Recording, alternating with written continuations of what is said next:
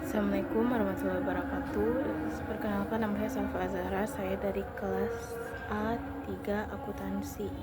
Di sini saya akan menjelaskan tentang perbankan syariah. Perbankan syariah di Indonesia merupakan bagian penting dari perbankan ekonomi Islam modern.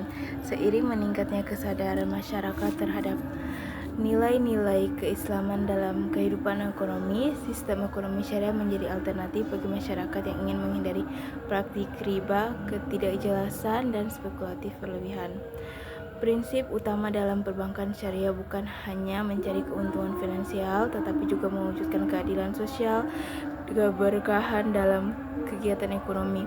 Konsep ini berangkat dari ajaran Islam yang mengajarkan keseimbangan antara kepentingan individu dan kepentingan sosial.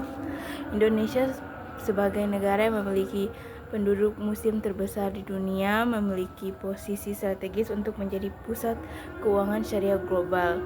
Dengan jumlah penduduk muslim lebih dari 230 juta jiwa, potensi perkembangan industri keuangan syariah sangat besar. Namun, meskipun memiliki potensi yang besar, realitanya masih terdapat banyak tantangan yang dihadapi agar sistem ini dapat berkembang optimal. Kontribusinya lebih besar terhadap perekonomian nasional. Dan yang pertama, sejarah perkembangan syariah di Indonesia. Perkembangan ekonomi syariah di Indonesia berawal dari gerakan intelektual organisasi Islam yang ingin menstempelkan prinsip-prinsip syariah dalam bidang keuangan. Pada era 1980-an muncul kembali diskusi akademik tentang perlunya perkembangan keuangan Islam yang beroperasi tanpa bunga. Beberapa organisasi Islam, Majelis Ulama Indonesia atau MUI, Ikatan Cendekia Muslim Indonesia ICMI, dan Bank Indonesia mulai membahas kemungkinan pendirian bank syariah. Gagasan ini merupakan dukungan oleh sistem minat umat Islam di Indonesia terhadap ekonomi lebih adil. Pendiri syariah pertama pada tahun 1991 sampai 1998. Puncaknya terjadi pada tahun 1991 ketika didirikan Bank Muamalat Indonesia atau BMI. Bank Syariah pertama Indonesia. Pendiri BMI merupakan hasil kerjasama antara MUI, pemerintah dan masyarakat muslim. Modal awalnya sebesar 106 miliar dan mulai beroperasi pada tahun 1992. Awalnya perkembangan ini berjalan lambat karena minimnya dukungan dan regulasi dari masyarakat yang masih rendah akan kesadarannya. Namun krisis moneter terjadi pada tahun 1997 dan sampai 1998 membuka mata banyak pihak tentang pentingnya sistem keuangan alternatif yang stabil dan etis.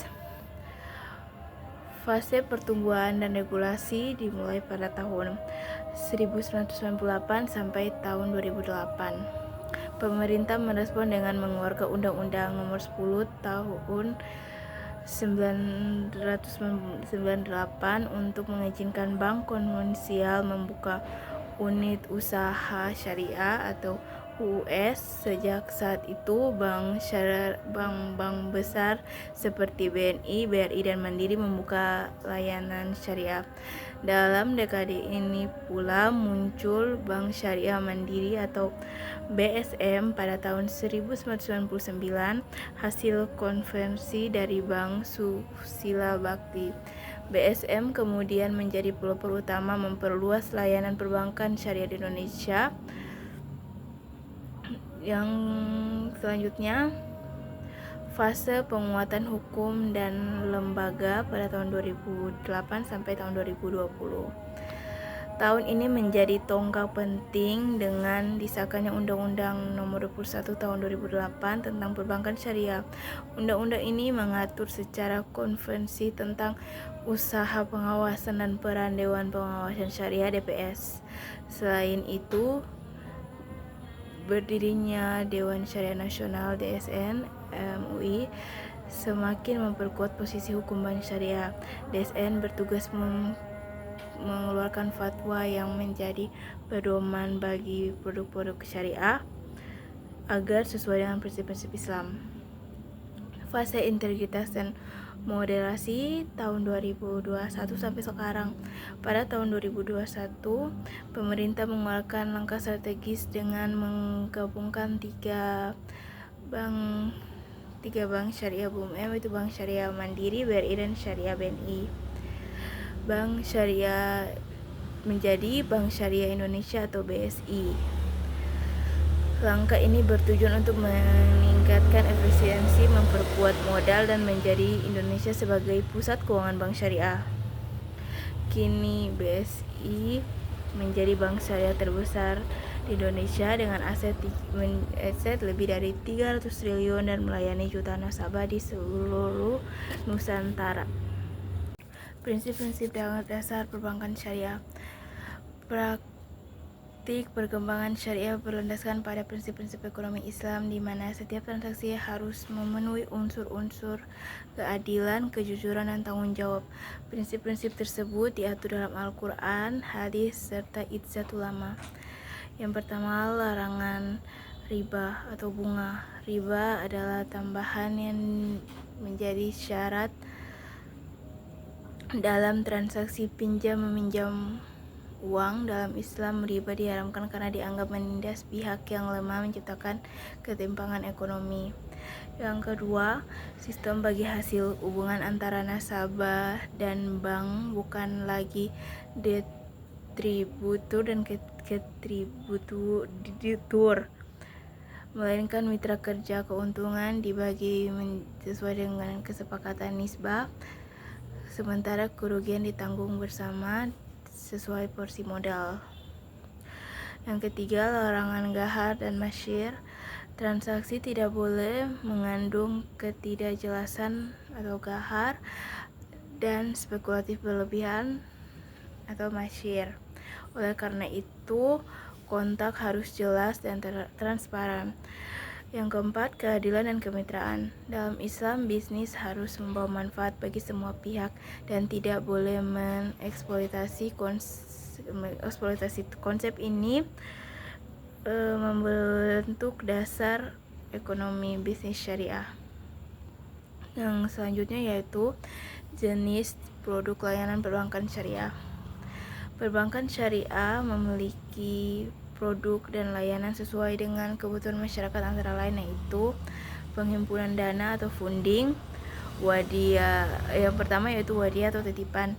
Dana disimpan oleh nasabah tanpa imbalan, tetapi bank boleh memanfaatkannya dengan izin. Yang kedua yaitu mudarat atau bagi hasil. Nasabah sebagai pemilik modal memberikan dana kepada bank untuk dikelola dan hasilnya dibagi sesuai nisbah. Yang selanjutnya itu penyaliran dana. Yang pertama ada murabah atau jual beli dengan barang margin keuntungan yang disepakati. Yang ketiga itu musyawarah, kerjasama modal antara bank dan nasabah untuk usaha produktif. Yang ketiga ijara, yaitu akad sewa barang atau jasa. Yang keempat istinaha, akad pemesanan barang di mana pembuatan sesuai dengan spekulatif pesanan. Yang keempat yaitu gashar hasan atau pinjaman kebijakan tanpa imbalan, biasanya untuk tujuan sosial. Yang selanjutnya yaitu layanan jasa.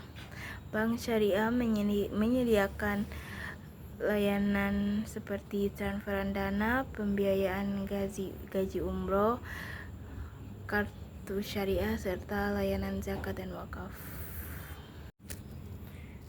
Yang selanjutnya akan saya jelaskan itu lembaga pengawasan dan hukum yang mengatur. Yang pertama yaitu Dewan Syariah Nasional Majelis Ulama Indonesia (DSN) atau MUI berperan menetapkan fatwa yang memastikan setiap produk bank sesuai dengan prinsip-prinsip syariah. Yang kedua, Dewan Pengawasan Syariah (DPS). DPS ditempatkan di setiap bank syariah untuk mengawasi operasional sehari-hari. Yang ketiga, Otoritas Jasa Keuangan (OJK) mengawasi kesehatan uang dan kepatuhan regulasi perbankan syariah. Yang keempat yaitu BI, Bank Indonesia, yang menetapkan kebijakan moneter dan instrumen syariah seperti sertifikat Bank Indonesia Syariah atau biasanya disingkat menjadi SBIS. Yang selanjutnya yaitu kondisi terkini perbankan syariah Indonesia per tahun 2024. Total aset perbankan syariah di Indonesia mencapai 900 triliun atau sekitar 10% dari total aset perbankan nasional. Tingkat pertumbuhan rata-rata mencapai 12 sampai 15% per tahun, jauh lebih tinggi dari perbankan konvensional. Bank Syariah Indonesia menjadi dominan, diikuti oleh bank daerah yang mulai membuka unit usaha seperti Bank DKI Syariah, Bank Syariah Jabar, Bank Syariah Banten, dan Bank Aceh Syariah. Selain itu, munculnya juga fintech syariah seperti Almin, Amanah, dan Invest Syariah yang memperluas akses layanan keuangan masyarakat. Yang selanjutnya, dampak perbankan syariah terhadap perekonomian di Indonesia. Yang pertama yaitu meningkatkan inklusi keuangan. Perbankan syariah menjangkau masyarakat yang sebelumnya tidak dilayani oleh bank konvensional, terutama di wilayah yang tingkat regulasinya tinggi. Yang kedua yaitu mendorong pertumbuhan UMKM. Produk pembiayaan seperti murabah dan musyarakah mendukung pelaku usaha kecil menengah dalam memperluas usaha tanpa beban bunga tinggi. Yang selanjutnya yaitu menopang stabilitas keuangan. Karena berbasis aset, dampak spekulasi sistem syariah lebih tahan terhadap gejolak ekonomi. Yang selanjutnya, perbankan dana sosial Islam, yaitu perbankan syariah dalam pengelolaan syariah, zakat, infak, sedekah, wakaf produktif yang mendorong pemerataan ekonomi. Yang selanjutnya, tantangan perbankan syariah di Indonesia. Literasi keuangan syariah yang masih rendah. Banyak masyarakat yang belum memahami sistem syariah secara benar. Dominasi bank konvensional, akses jaringan teknologi dan bank konvensional yang masih jauh lebih luas. Yang selanjutnya yaitu keterbatasan SDM profesional syariah, jumlah tenaga yang masih sangat terbatas. Yang selanjutnya yaitu kendala regulasi dan hukum, masih ada tumpang tindih aturan antara positif dan fatwa DSN. Yang selanjutnya yaitu inovasi produk kurang cepat. Bank syariah perlu berinovasi agar tidak kalah dari fintech. Yang selanjutnya yaitu brand awareness lemah. Sebagian masyarakat menganggap bank syariah dan konvensional hanyalah label. Yang selanjutnya akan dijelaskan yaitu peluang besar di masa depan. Yang pertama yaitu dukungan pemerintah melalui KNS. Pemerintah dalam menyusun Master Plan Ekonomi Syariah tahun 2019 sampai 2024. Potensi yang kedua yaitu potensi populasi muslim terbesar di dunia, pasar raksasa bagi produk syariah. Yang selanjutnya itu tren gaya hidup halal. Generasi muda mulai mencari produk halal termasuk dalam keuangan. Digitalisasi Dan fintech syariah memberikan efisiensi yang tinggi dan mudah diakses. Yang kelima yaitu kerja sama internasional. Indonesia bisa menjadi mitra strategi bagi negara-negara di Timur Tengah. Yang keenam yaitu peluang halal di industri. Terpadu bank syariah dapat menjamin motor pendanaan industri seperti makanan, kosmetik hingga wisata. Yang selanjutnya akan dijelaskan yaitu inovasi digital dalam perbankan syariah. Era perbankan syariah telah mengubah wajah industri keuangan. Bank syariah kini tidak hanya menjadi pesaing dengan bank konvensional, tetapi juga menjadi fintech global. Beberapa inovasi di antara lain yaitu mobile banking syariah, BSI Mobile, BSI Klik, dan lain-lain. Yang kedua yaitu e-wallet syariah dengan akad wadiyah dan mubarah. Yang ketiga zakat dan wakaf melalui platform online. Yang selanjutnya yaitu Black Hapin Syariah untuk meningkatkan transparansi transaksi. Inovasi ini penting agar bank syariah tetap relevan bagi generasi muda dan beradaptasi dengan zaman. Yang selanjutnya yaitu perbandingan internasional, yaitu Malaysia pangsa bank syariah mencapai 33%. Pemerintah menyediakan konvergensi dan pusat keuangan syariah di dunia. Yang kedua yaitu Uni Emirat Arab menjadi pusat global SUQ atau obligasi syariah. Yang ketiga yaitu Arab Saudi, hampir 70% syariah perbankannya berbasis syariah. Indonesia bisa belajar dari ketiga negara agar memperkuat regulasi pasar, menciptakan inovasi. Yang selanjutnya yaitu strategi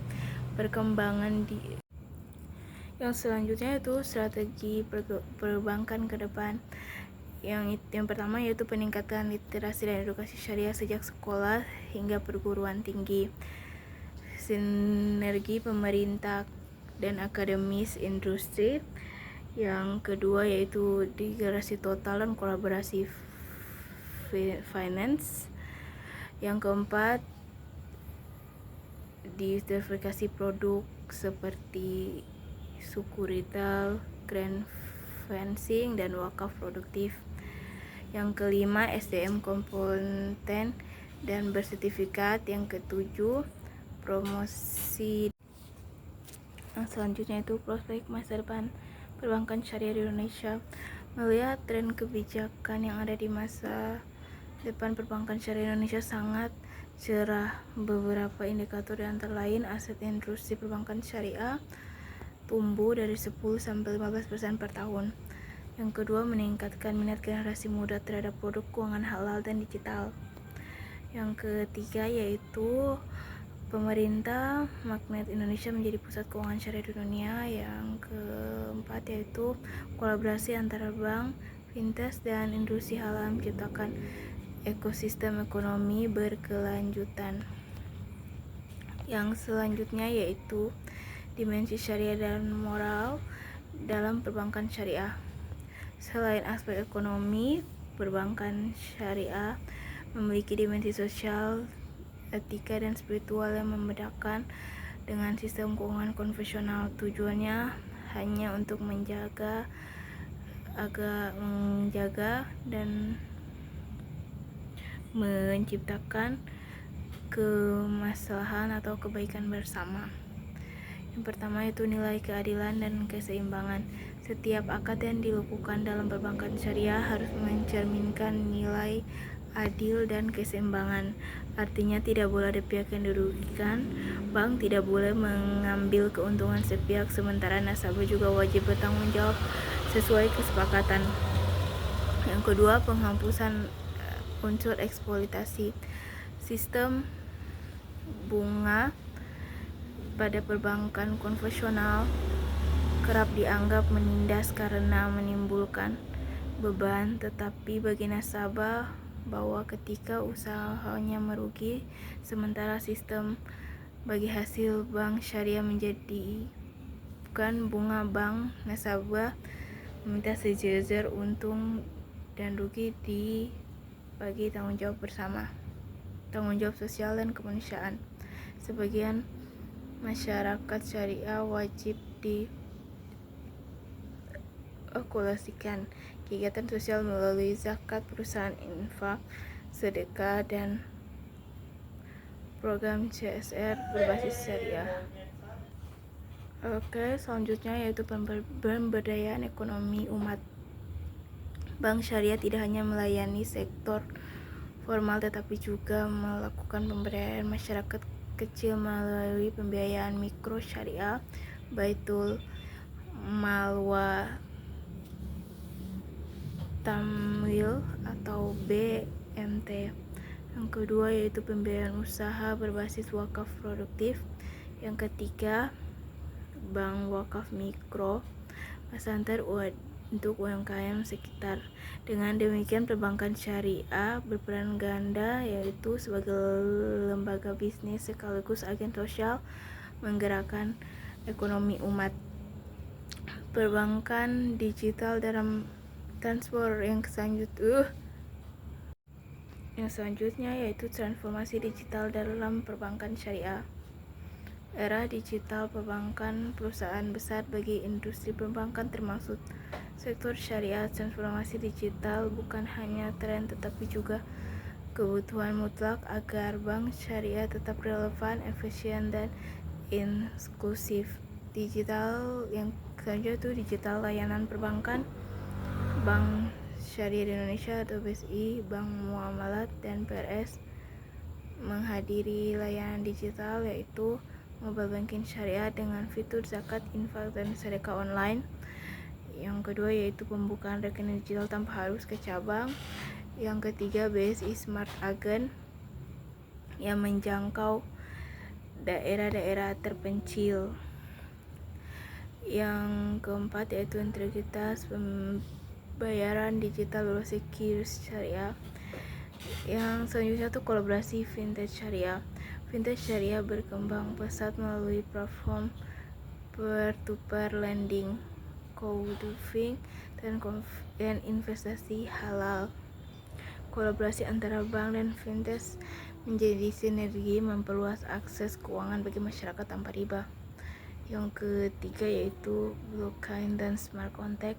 Teknologi blockchain dan smart contract memiliki potensi besar dalam sistem keuangan syariah karena sifatnya transparan, aman, dan tidak manipulatif ke depan. Akad syariah seperti murabah, ijrah, dan musyawarah dapat dikelola otomatis melalui kontak digital berbasis blockchain. Yang selanjutnya yaitu keamanan data dan etika digital. Perbankan syariah tidak hanya fokus pada teknologi tetapi juga menjaga etika digital, keamanan data, dan privasi nasabah dalam algoritma yang harus selaras dengan nilai-nilai Islam. Selanjutnya yaitu visi dan arah masa depan Indonesia Pusat Keuangan Syariah Dunia tahun 2045. Dimaknati tahun 2045 diterapkan dengan 100 tahun kemerdekaan keemasan Indonesia Syariah Nasional, yaitu yang pertama visi utama menjadi Indonesia kuat dan pusat keuangan syariah dunia dan inklusif, berdaya saing, dan keadilan sosial. Yang kedua yaitu pilar utama pencapaian visi, penguatan ekonomi syariah seperti bank, fintech, dan pasar modal, zakat, dan wakaf. Yang selanjutnya itu peningkatan literasi nasional melalui kurikulum pendidikan dan media, digitalisasi keuangan berbasis syariah di seluruh sektor pemerintahan dan swasta, integritas industri halal, makan, fashion, wisata, dan kosmetik, pembangunan infrastruktur hijau dan halal. Peran generasi muda. Anak muda muslim di Indonesia adalah motor penggerak utama. Generasi muda yang melek berjiwa sosial menentukan arah kemajuan keuangan. Kesimpulannya, Bank Syariah di Indonesia bukan hanya lembaga keuangan tanpa bunga, tetapi juga sistem ekonomi yang membawa nilai modal dan keberlanjutan. Skala mikro seperti BMT hingga skala nasional seperti Bank Syariah Indonesia. Semuanya memiliki peran penting dalam mewujudkan ekonomi umat yang mandiri dan bermartabat. Tantangan ini banyak, mulai dari digitalisasi, literasi, hingga persaingan global. Namun dengan inovasi, kolaborasi, dan komitmen nilai-nilai Islam, masa depan perbankan syariah Indonesia sangat cerah.